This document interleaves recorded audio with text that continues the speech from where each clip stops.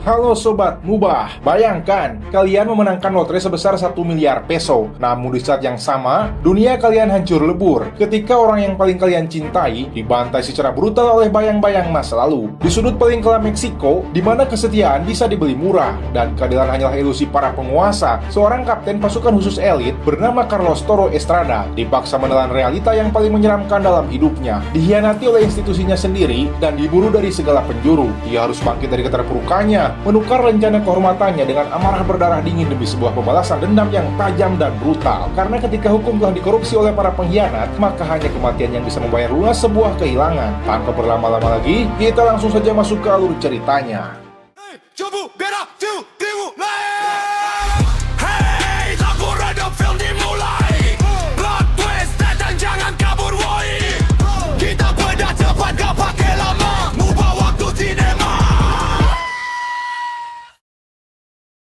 Sebuah pasukan khusus tertinggi Meksiko bernama GAPE yang dipimpin oleh Carlos Estrada sedang melakukan misi penangkapan. Mereka ditugaskan untuk menangkap kartel pimpinan Hector Luna. Dengan memanfaatkan keadaan malam, mereka mulai mengendap-endap dan langsung menyergap kelompok Luna dengan sangat cepat.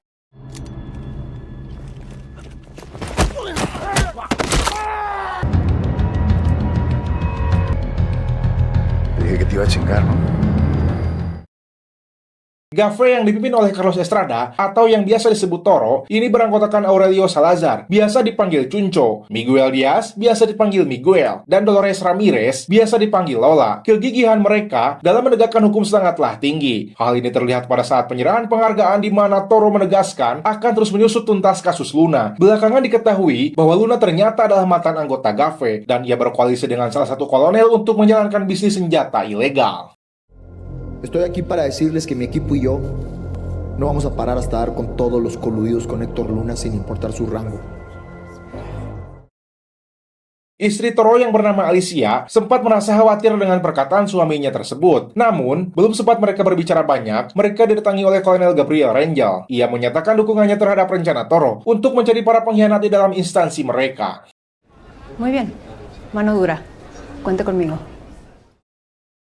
Keesokan paginya, Toro dan Alicia berlibur di sebuah pulau. Di sana kebetulan juga ada Miguel bersama istrinya yang bernama Edith. Liburan yang seharusnya menyenangkan itu berubah menjadi mencekam saat Toro dan Miguel sedang mengobrol di kolam penginapan. Listrik tiba-tiba mati. Miguel dan Toro segera bergegas kembali ke kamar istri mereka. Sayangnya, Alicia ditemukan sedang sekarat sambil berlumuran darah. Tiba-tiba, seorang pria tak dikenal menyerang Toro, dan akhirnya pertarungan sengit di antara mereka pun tak terhindarkan.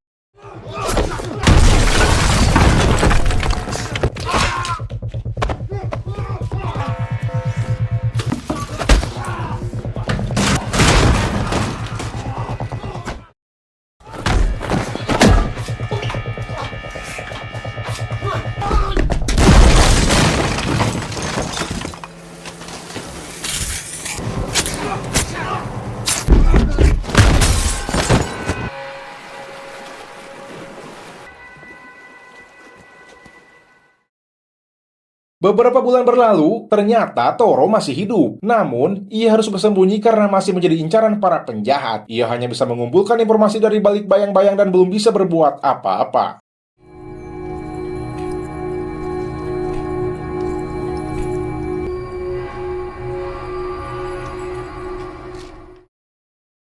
Satu-satunya orang yang mengetahui keberadaannya hanyalah Miguel. Saat sedang berlibur tugas, Miguel selalu menyempatkan diri mengunjungi Toro untuk melihat kondisinya. Tak jarang, ia memberikan uang sebagai bentuk perhatiannya. Namun, bukannya digunakan untuk bertahan hidup, uang pemberian Miguel tersebut malah dibelikan tiket lotre oleh Toro.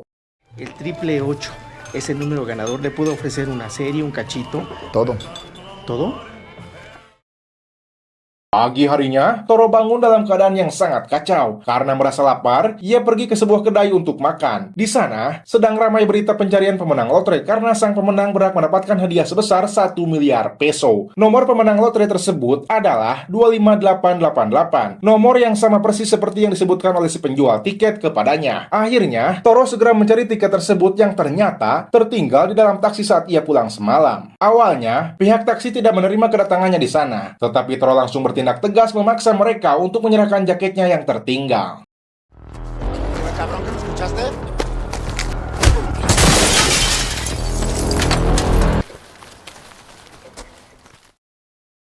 Berita kemenangan Toro menyebar luas hingga ke seluruh penjuru negeri, bahkan terdengar oleh para kolonel. Bukannya bersenang-senang dengan kekayaannya, Toro justru menyampaikan keinginannya untuk memburu pembunuh Alicia dan menumpas habis orang-orang di balik kejadian ini semua. Kolonel Gabriel Rangel lalu mendatangi Miguel untuk menanyakan perihal Toro, sekaligus ingin tahu kapan Toro akan memulai rencananya. Sang kolonel mengajak mereka untuk bekerja sama, tetapi Miguel menolaknya karena ia belum membicarakan hal tersebut dengan Toro.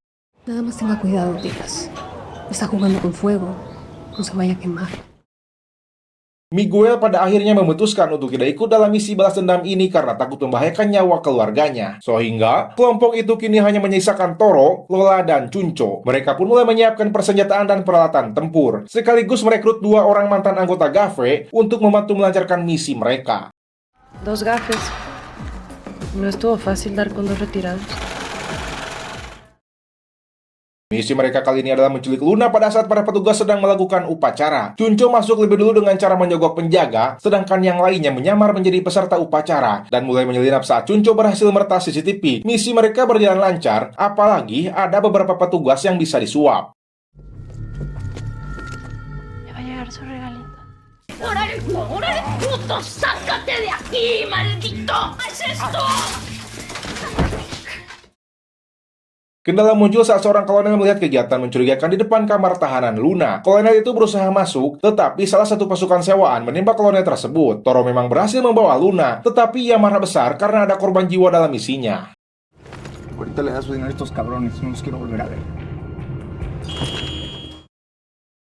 Toro langsung menginterogasi Luna mengenai orang yang membunuh istrinya dan siapa saja petinggi yang membelot. Ia menancapkan paku pada paha Luna sebagai bentuk siksaan supaya Luna mau bicara. Tiba-tiba, terdengar sebuah tembakan yang pelurunya langsung menghantam kepala Luna.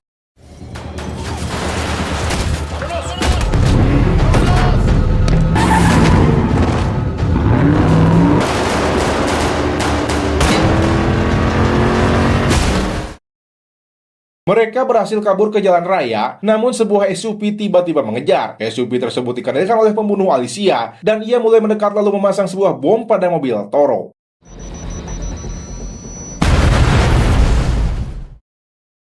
Syukurnya Toro dan pasukannya masih bisa bertahan. Untuk menghindari kejaran si pembunuh, ia membelokkan mobil ke jalanan yang ramai orang lalu melemparkan uang supaya kerumunan orang menghalangi jalan. Namun bukannya berhenti, si pembunuh malah melintasi apapun yang menghalangi jalannya.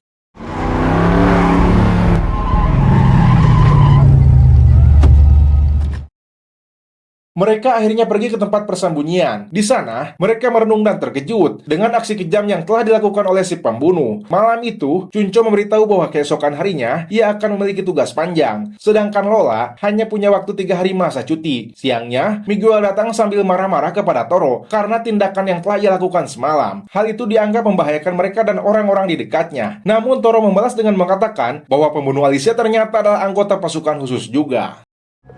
El asesino de Alicia es Fuerzas Especiales. No va a hacer nada. No sea cobarde. ¿Qué va a decir su hija?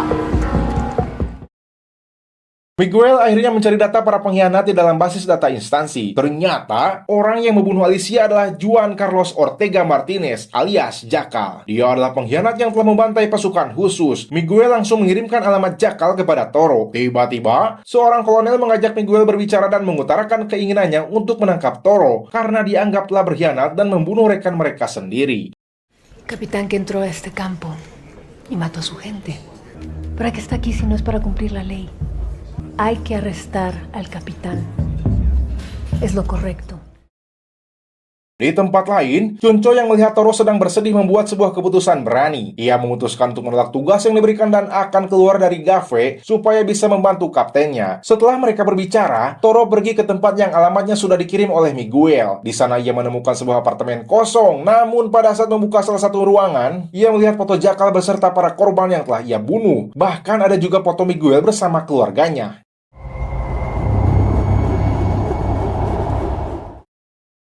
Toro langsung memberitahu Miguel tentang temuan itu, dan Miguel pun mengajaknya bertemu untuk berbicara panjang lebar. Tanpa rasa curiga, Toro langsung datang ke tempat yang dijanjikan, sedangkan Lola menunggunya di luar. Di sisi lain, Chuncho yang sedang mengajukan pengunduran diri, tiba-tiba dipanggil oleh kolonel. Ia dimintai keterangan tentang alasan sebenarnya ia berhenti. Chuncho memilih tidak menjawab, dan tetap bersikap teguh pada pendiriannya.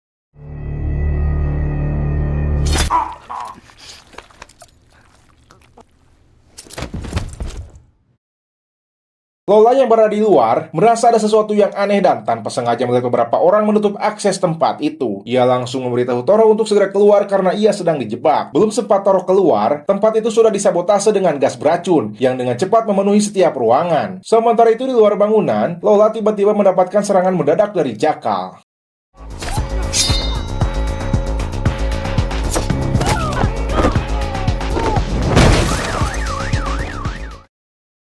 Untungnya, Toro masih bisa menyelamatkan diri keluar. Ia kemudian bergegas menghampiri Lola untuk membantunya. Jakal tentu saja tidak akan membiarkan hal itu terjadi. Tembakan demi tembakan dilepaskan ke arah Toro dan Lola, yang mengakibatkan Lola tertembak dan tidak sadarkan diri. Di sisi lain, Miguel juga ternyata dibawa oleh beberapa orang entah kemana. Syukurnya, Miguel sadar akan kejanggalan yang terjadi, dan langsung melawan mereka sebelum ada serangan fatal yang mengarah kepadanya.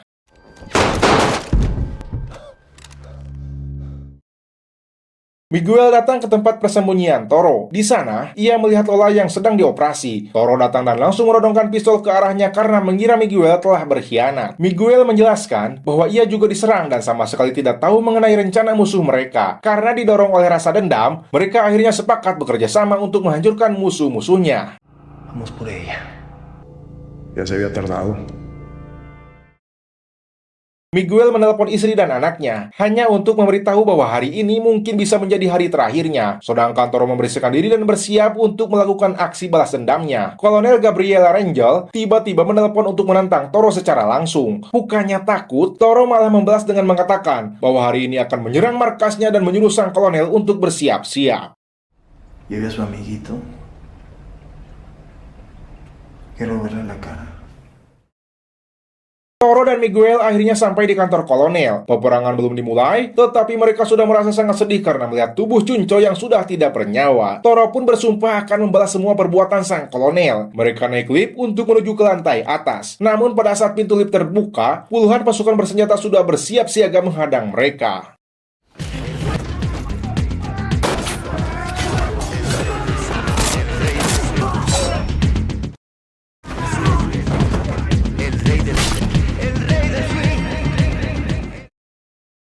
Miguel dan Toro terpisah karena banyaknya lawan yang harus mereka hadapi. Miguel berhasil mengalahkan semua musuh yang berada di dalam lift, sedangkan Toro mulai kewalahan karena jumlah musuh yang terlalu banyak. Sampai akhirnya, ia tertangkap dan tak bisa melawan. Ia bahkan sempat ditusuk beberapa kali oleh sang kolonel, tetapi untungnya Miguel datang tepat waktu untuk menyelamatkannya.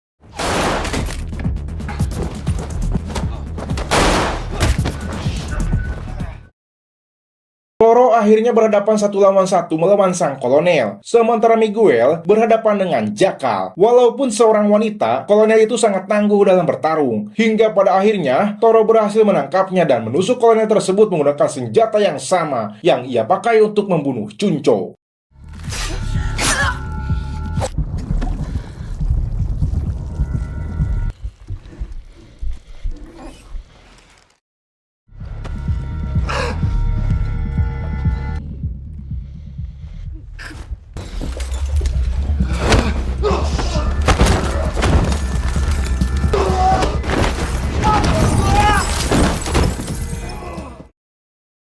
Miguel yang sempat pingsan kembali tersadar dan segera berusaha membantu Toro yang sedang bergelantungan. Ia mengikatkan tali pada rompi kaptennya tersebut supaya tidak terjatuh. Akan tetapi, Jakal mulai memanjat naik ke atas dengan menggunakan pisau yang ditancapkannya ke tubuh Toro sedikit demi sedikit. Sadar bahwa ini adalah akhir dari segalanya, Toro melepaskan rompinya dan menjatuhkan diri, membuat Jakal tewas bersamanya.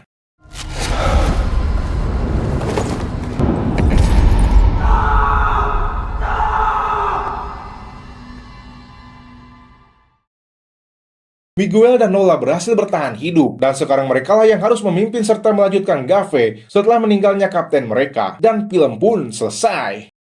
Hoy empezamos. Usted y yo. Venganza atau Revenge sukses menyajikan kisah balas dendam yang sangat kelam. Kita diperlihatkan bahwa uang lotre yang melimpah pun tidak akan pernah bisa membeli kembali kedamaian yang telah hilang. Film ini mengajarkan kita bahwa ketika keadilan dikorupsi oleh kekuasaan, maka senjata dan darah yang akan berbicara. Pada akhirnya, film ini menyisakan sebuah realita pahit bahwa balas dendam bagaikan api yang tak hanya menghanguskan musuh, tetapi juga perlahan membakar jiwa pelakunya hingga tak tersisa. Meski Toro berhasil menumbangkan para pengkhianat, pengorbanannya membuktikan membuktikan bahwa tidak ada kemenangan mutlak di atas genangan darah. Dan uang lotre miliaran peso pun tak akan pernah mampu menebus kembali kedamaian serta nyawa orang-orang tersayang yang telah direnggut. Film ini menjadi pengingat kelam sekaligus memotivasi kita bahwa sekuat apapun kejahatan dan korupsi berkuasa, keberanian untuk melawan kebatilan memang selalu menuntut harga yang sangat mahal. Namun dari pengorbanan sejati itulah lahir secercah harapan baru bagi mereka yang ditinggalkan untuk meneruskan keadilan demi masa depan yang lebih terang. Terima kasih, sampai jumpa di alur cerita film berikutnya.